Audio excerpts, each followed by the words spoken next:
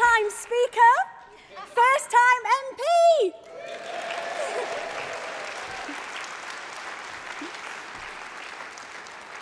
Thank you. It's a real pleasure to be here for the final day of conference.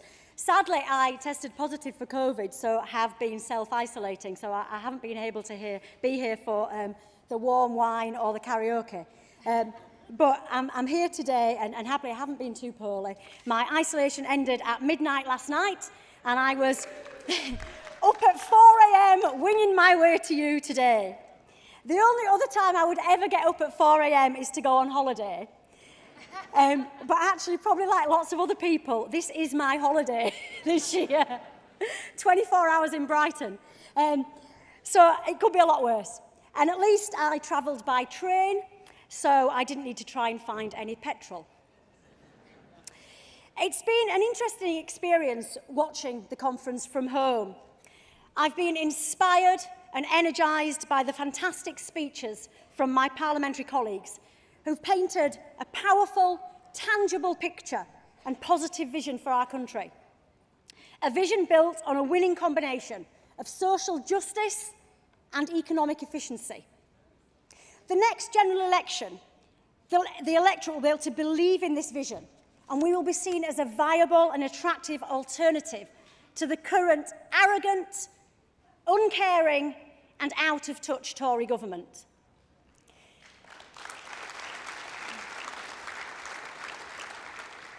Under this government, we've got queues outside petrol stations, we've got empty supermarket shelves, and an NHS with doctors, nurses, and everyone else exhausted and on their knees.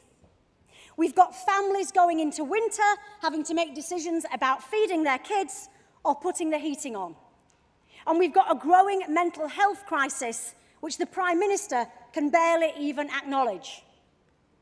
And the only way to change this is by our fantastic Labour movement pulling together and uniting around the vision that's been laid out over the past few days.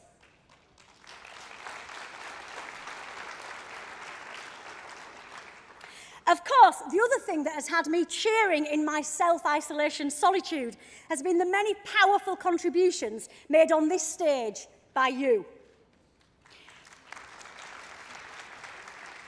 Contributions from the powerful, beautiful, richly diverse, passionate and proud Labour Party membership, the lifeblood of our movement.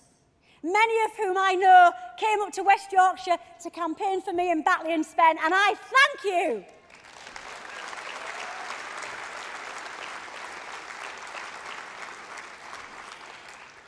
As I've watched the speeches and the contributions, I've laughed, and at times I've nearly cried at the many heartwarming and sometimes sadly heartbreaking stories you have told.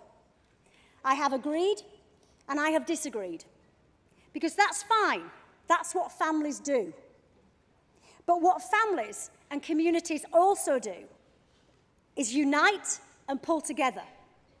And I know this more than most, especially when faced with a common foe.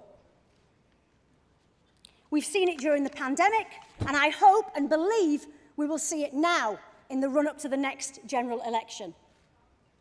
I'm a team player, and in any team, when you get on the pitch, you work together. You might disagree in a training session, or you might have a few choice words in the changing rooms before the match.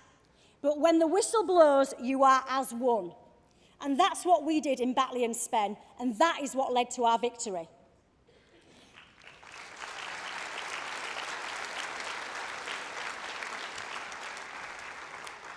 And team, as far as I am concerned, as of today, we are on the pitch. So let's do our warm-up. Keir, that's down to you. And then let's get out there and show the country how to unite. And most importantly, when the time comes, under the guidance of our amazing campaign coordinator and my friend Shabana, let's show the country how we win.